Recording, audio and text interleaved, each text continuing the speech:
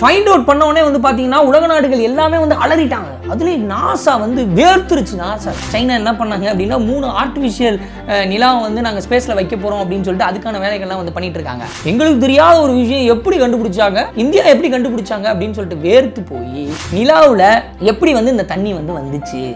50 வருடத்துக்கு மேலே தண்ணி இல்லை அப்படின்னு சொல்லிட்டு நினச்சிட்டு இருக்கும்போது தண்ணி இருக்குது அப்படின்னு சொன்னது நம்ம ஆட்கள் தான்.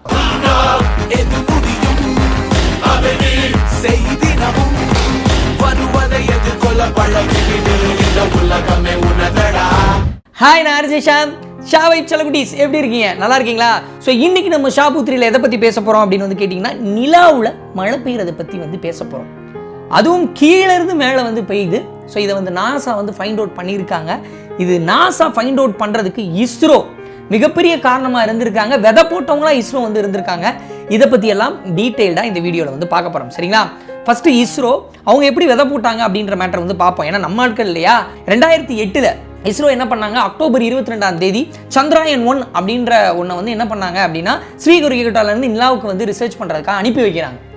நிலாவுக்காக அனுப்பி வைக்கும் போது மேற்பரப்பில் அது வந்து கிராஷ் ஆயிடுச்சு. கிராஷ் ஆகி தான் லேண்ட் ஆச்சு.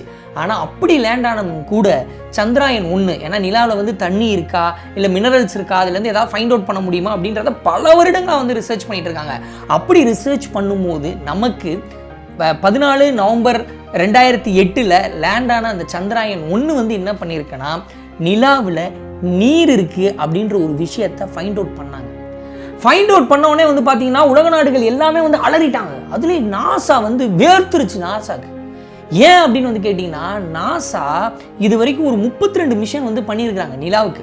அவங்க 1950s ஆரம்பித்து 1969 நீல் ஆம்ஸ்ட்ராங் அனுப்புனதுலேருந்து அவங்க நாங்கதாயா ஜாம்பவானி, நிலாவை பற்றி நாங்கள் தான் ஃபைண்ட் அவுட் பண்ணுவோம் அப்படின்னு சொல்லிட்டு நினைக்கக்கூடிய ஒரு ஆள். நம்ம சந்திராயன் 1 4வது நாடாக தான் வந்து அனுப்பி வைக்கிறோம்.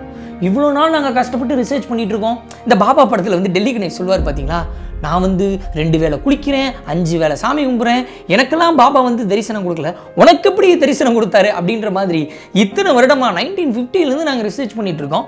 எங்களுக்கு தெரியாத ஒரு விஷயம் எப்படி கண்டுபிடிச்சாங்க, சந்திராயன் 1 இந்தியா எப்படி கண்டுபிடிச்சாங்க அப்படின்னு சொல்லிட்டு வேர்த்து போய் அவங்க என்ன பண்ணாங்கன்னா 2009 அவங்க வந்து லூனார் அப்படின்னு சொல்லிட்டு ஒரு மிஷன் வந்து ஸ்டார்ட் பண்ணாங்க.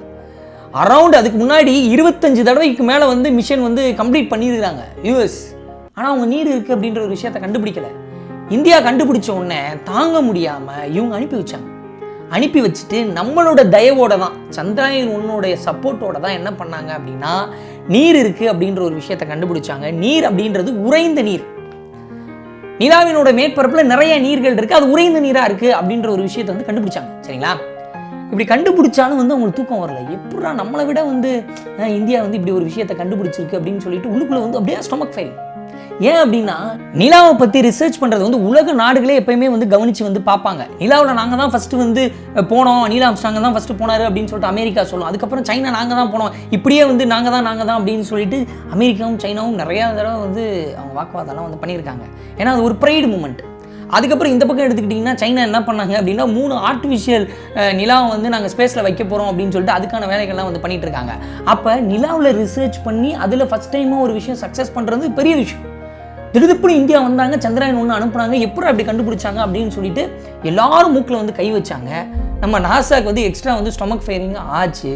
அது மட்டும் இல்லாமல் அதுக்கப்புறம் இவங்கள விட நம்ம பெட்டராக ஒரு விஷயத்தை கண்டுபிடிச்சி இந்த உலகத்துக்கு சொல்லணும் அப்படின்னு சொல்லிட்டு 2013 என்ன பிளான் பண்ணாங்க அப்படின்னா நிலாவில் எப்படி வந்து இந்த தண்ணி வந்து வந்துச்சு, நிலாவில் மழை பெய்யுமா அப்படின்ற ஒரு கான்செப்டில் வந்து அவங்க வந்து ரிசர்ச் பண்ண ஆரம்பித்தாங்க. படிப்படியாக வந்து நிறைய ரிசர்ச் வந்து பண்ணும்போது நிலாவில் மழை பெய்யும் அப்படின்ற ஒரு விஷயம் வந்து கண்டுபிடிக்கப்பட்டது.